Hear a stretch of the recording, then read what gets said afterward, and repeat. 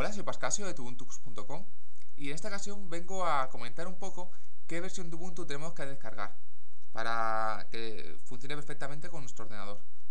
Ahora mismo en Ubuntu tenemos básicamente dos versiones, las versiones LTS y las versiones normales. Las versiones LTS son versiones de largo soporte o de soporte extendido, como se quiera decir. Estas versiones lo que prima es la estabilidad del sistema operativo. Con esto no quiero decir que las versiones normales sean versiones inestables, sino que en las versiones LTS, las versiones de largo soporte, lo que prima es la estabilidad de esto, o sea, un sistema operativo que sin tener grandes novedades funcione muy bien y que tenga un soporte muy largo, de 5 años actualmente. Por ejemplo, la última versión de largo soporte es Ubuntu 12.04. Esta versión tiene soporte 5 años, por tanto, si tenemos instalada esta versión, tendremos 4 años de soporte oficial por parte de Canonical. Esto quiere decir que durante 4 años se seguirá actualizando los paquetes de Ubuntu, se añadirán mejoras en cuanto a rendimiento, se corregirán errores, etc. Las versiones normales tienen un soporte a partir de ahora de 9 meses. Ubuntu 13.04 será la primera versión de Ubuntu con un soporte de 9 meses. Por tanto, si vamos a instalar esta versión de Ubuntu, tendremos que cambiarla normalmente cada 6 meses, 7 meses, 8 meses, para no quedarnos sin soporte. A ver, podemos usar una versión de Ubuntu sin soporte. Lo que pasa es que ni se corregirán errores, ni se actualizarán los paquetes más básicos de la versión.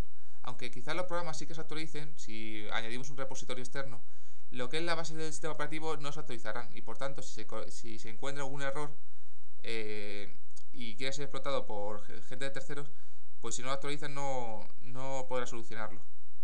Bien, ahora el dilema. Mucha gente que usa Ubuntu es porque viene antes de Windows.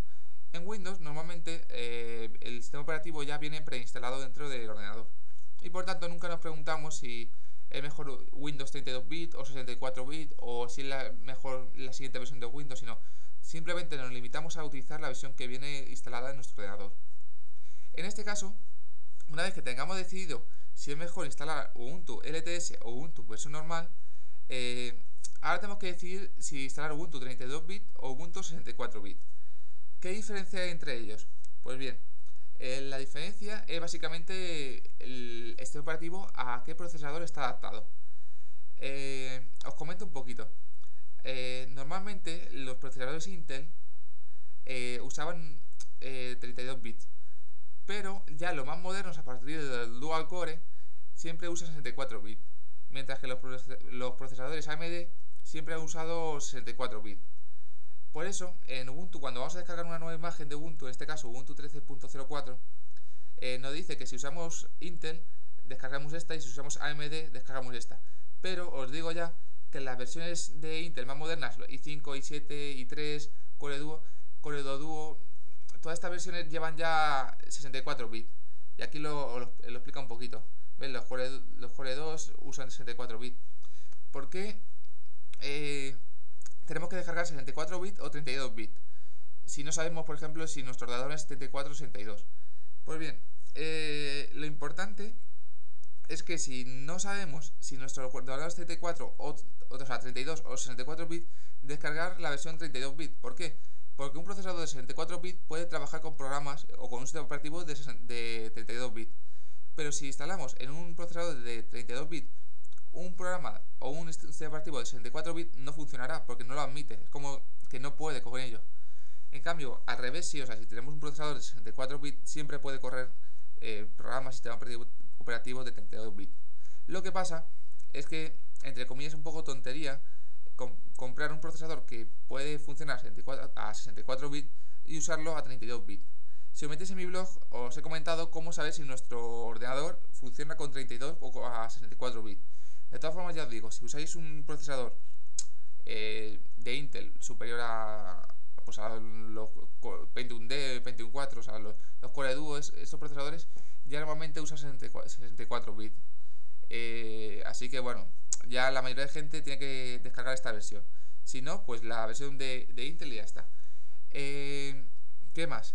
Bueno, una vez que tengamos descargada la versión que queramos, tenemos varias formas de instalar Ubuntu. Una es crear un DVD Live porque ya las versiones de Ubuntu ocupan más de 700 megas, o con un USB Live.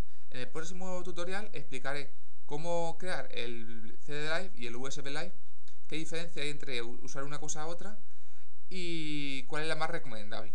Así que nada, espero que os haya gustado este pequeño tutorial y que sobre todo os haya quedado claro las diferentes versiones de Ubuntu que hay ahora mismo y si nuestro procesador admite 32 o 64 bits.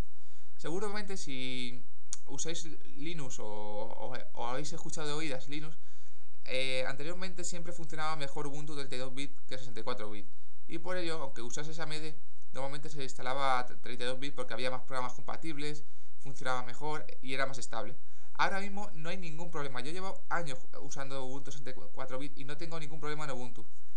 Así que si tenéis un procesador de 64 bits, no dudéis, o sea, usad Ubuntu 64 bits porque va a funcionar mejor. Y ya bueno, ya está la cosa de que si queréis usar una versión normal, siempre vais a usar los paquetes más actualizados. Por ejemplo, en Ubuntu 13.04 vais a usar Unity 7, vais a usar algunas novedades bastante interesantes que van a implementar en el lanzador, vais a tener un nuevo paquete de iconos. Esto ya comentaré en la review que voy a hacer. Pero siempre las versiones normales van a implementar cosas que las versiones LTS no están. La filosofía de Canonical es crear 3 versiones normales por cada versión LTS. Por tanto, en la versión LTS como que instalan o agregan lo que funciona realmente en las versiones normales, y en las siguientes versiones normales van probando cosas para ver si funcionan, si no funcionan, si realmente son productivas o no son productivas. Y cuando llega a la siguiente versión LTS, miran atrás y dicen, venga, en esas 3 versiones normales, ¿qué es lo que realmente funciona? Y cogen lo que realmente funciona y le agregan a la LTS. Pero realmente esa LTS apenas va a tener novedades respecto a las versiones normales anteriores, sino que van a coger lo mejor de todas las versiones normales. Y bueno, esa es realmente la diferencia que hay entre las dos versiones. Yo suelo usar las versiones normales y las LTS, o sea, cuando sale una LTS uso la LTS, cuando sale una versión normal uso la versión normal, para que vosotros podáis ver las novedades, hacer las reviews y siempre tener la última versión disponible de Ubuntu. Pero realmente para la gente que no usa mucho el ordenador o no le interesa tenerlo mejor, las versiones LTS son versiones muy buenas. Yo conozco gente que está usando aún la versión de 12.04 LTS y están realmente contentos porque tiene una versión que dura 5 años, ahora les queda 4, y saben que no van a tener que actualizar este operativo hasta dentro de 4 años o en la siguiente LTS que dentro de 2 años. Pero bueno, que tiene un ordenador que se olvidan de instalar nuevos sistemas operativos, sino tiene un ordenador que lo configura a su gusto y va a funcionar durante un montón de años.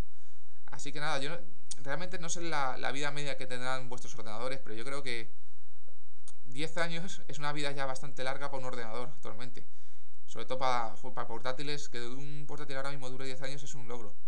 Así que si usáis LTS y usáis todo el soporte de LTS, vais a usar 2 versiones de LTS o una si os dura menos el ordenador. O sea, vais a instalar una versión de Ubuntu para toda la vida del ordenador. Antiguamente esto se hacía mucho con Windows. O sea, tú comprabas un ordenador con XP y moría con XP, comprabas un ordenador con Vista y moría con Vista. Pues lo mismo con las versiones LTS Ubuntu. Tú instalas una versión de LTS Ubuntu y normalmente te dura todo lo que dura el ordenador, o instalas otra y ya está. Y bueno, además como son gratuitas y esto, no vas a tener ningún problema. Y nada, espero que os haya quedado claro y un saludo de Pascal y nos vemos en tubuntu.com.